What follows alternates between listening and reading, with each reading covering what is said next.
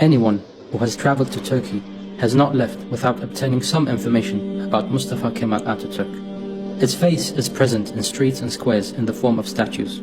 His portraits are hung within schools, universities, and government buildings.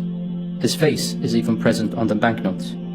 Even at the borders of Syria and Iraq, you will find statues depicting him. He is often portrayed as the leader who fought against the imperialists and who inspired colonized peoples to fight for their independence. How well does that description fit the reality of who Atatürk was? Mustafa Kemal Atatürk is a man that is adored by millions of people. However, he played a significant role in different conflicts that exist to this very day.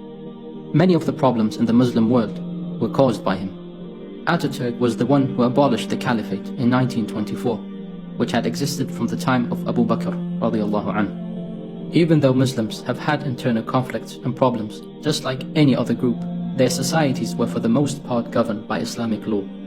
By covering the actions of Atatürk, we will come to know that he was the enemy of Allah and His Messenger sallallahu alaihi wasallam. In the Quran, Allah revealed the stories of Pharaoh, Nimrud, and other evil people to make us cautious and warn us from following their footsteps.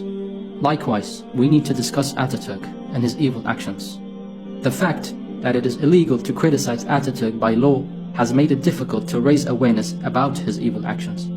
Turkish law 5816 protects Atatürk's memory from being offended by any Turkish citizen and is punishable by prison for up to 3 years. It is said that he was from the Dönme, a group of Sabbatean crypto-Jews in the Ottoman Empire who converted publicly to Islam but retained their beliefs in secret.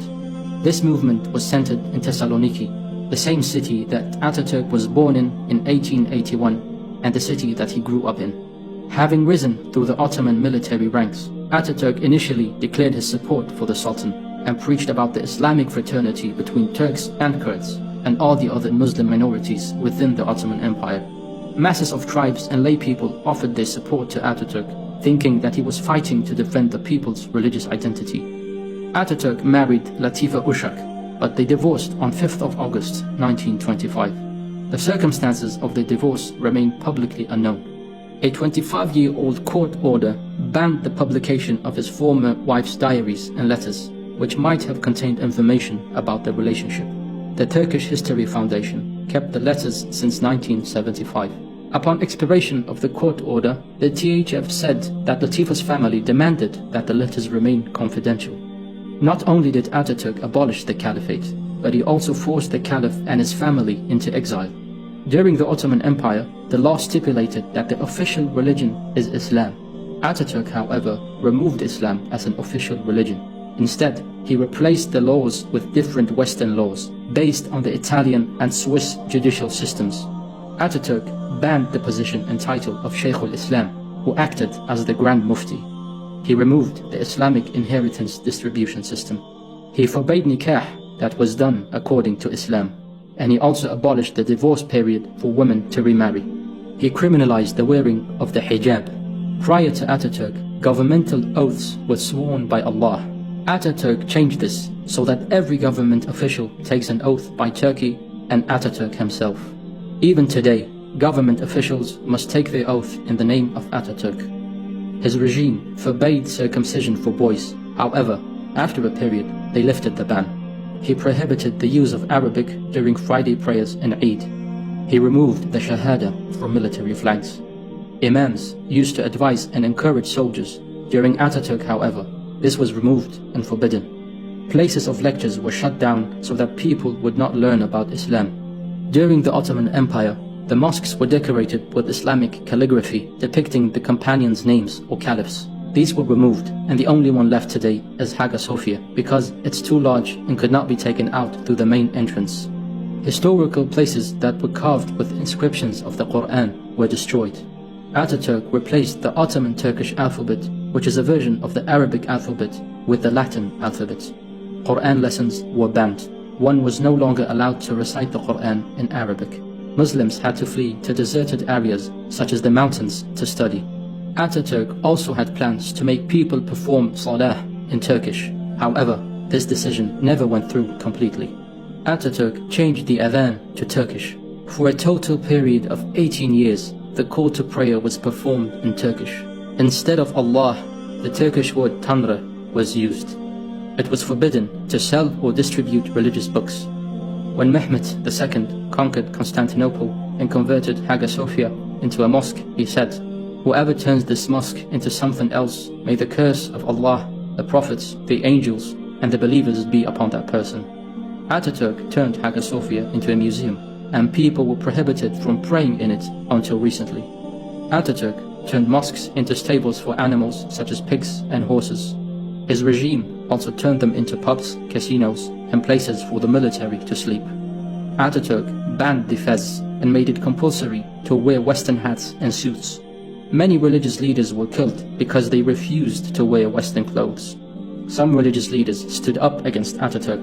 One example is the Kurdish Sheikh Said, who appealed to all Muslims of the empire to join the rebellion against the Kemalists to re-establish the caliphate. Sheikh Said fought against the Kemalist regime with his followers until he and his companions were caught and hung. In the aftermath of the rebellion, over 20,000 people were killed by Atatürk and his regime, including civilians. Atatürk's regime spoke ill of scholars and the newspapers and made them look like villains and traitors. Prime Minister Şükrü Saraçoğlu said, "Religion is poison. It will take us 30 years to eradicate Islam from the minds of people in Turkey." They said that all religious books must be burned. It was forbidden to perform Hajj and Umrah. After a while, however, this decision was repealed. Atatürk's regime allowed Muslim women to marry non-Muslims. Atatürk made it legal to criticize and slander Islam in school. The Kemalist regime portrayed Atatürk as better than the Prophet ﷺ. In the newspapers, it was allowed to curse the Prophet ﷺ and ridicule Islam. People were encouraged to idolize Atatürk to the degree that they almost worshipped Atatürk. Atatürk claimed that the Quran is something that the Prophet Muhammad ﷺ invented himself and that it is not the book of God. The regime made sure that Kemalism is the religion that every citizen must follow, including the non-Turks.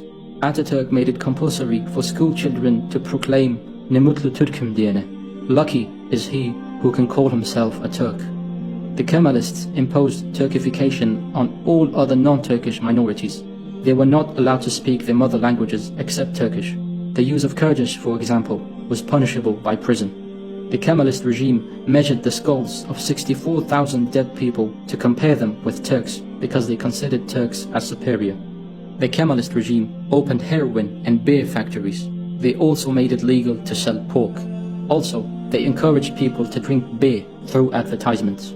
Atatürk changed the weekly holidays from Friday to Sunday. He also removed Eid as an official holiday and replaced it with Christian holidays. He also substituted the Hijri calendar with the Gregorian calendar. The Kemalists encouraged women to wear short skirts and to be lightly dressed. Also, they encouraged men to wear tight Western clothes. The Kemalist regime allowed men and women to swim naked on beaches. Atatürk himself used to bathe naked. Sabiha Gökçen, who was the adopted daughter of Atatürk, bombed the Kurds in Dersim in 1937, killing tens of thousands. Sabiha received medals for her efforts and has now an airport named after her in Istanbul. In a report regarding the people she bombed, she said, "I saw them as animals when I bombed them, not as humans." Atatürk formed the so-called religious ministry, Diyanet, the day after the caliphate was abolished in 1924 in order to control all the religious learning and teaching that took place in the country. Therefore, it is crucial to consider and mention the evil actions of Mustafa Kemal Atatürk when discussing modern-day conflicts, in particular those that concern our Kurdish brothers and sisters in faith. It is especially important that our Turkish brothers and sisters in Islam raise awareness about this topic and convey the history in its proper context. One must point out his evil reformations, how he tried to extinguish Islam and what he did against the Muslims and others who refused to leave their beliefs in exchange for his ideology. One should not disregard the Turkish state's treatment of Kurds and how all of these things have affected today's society. The evil doctrine of Atatürk, which inspired Hitler and the Nazis in Germany, led to the systematic racism of Kurds that exists to this very day.